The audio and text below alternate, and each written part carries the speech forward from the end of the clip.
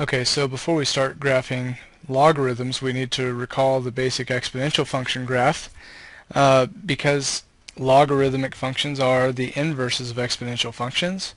So the exponential function looks something like this.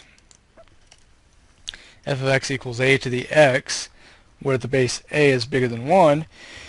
We know it passes through the ordered pair 0, 1 and has an asymptote at y equals 0, the equation y equals 0.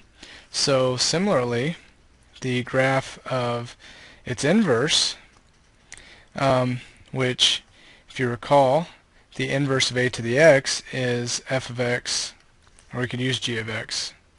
Let's use g of x equals log base a of x, and we'll have the same restriction on the base a because the base is the same in both.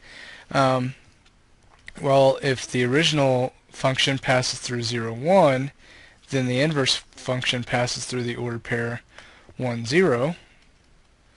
And if this is the asymptote y equals 0, then by swapping x and y here, we have an asymptote of x equals 0 on the y-axis.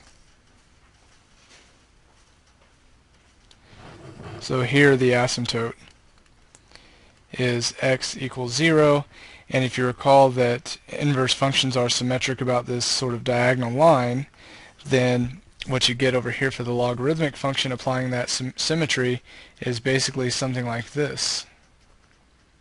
It approaches this asymptote and gets bigger and bigger as it goes to the right. So this is the basic graph of your log function. So this is the function that we'll take transformations of as we go through logarithms.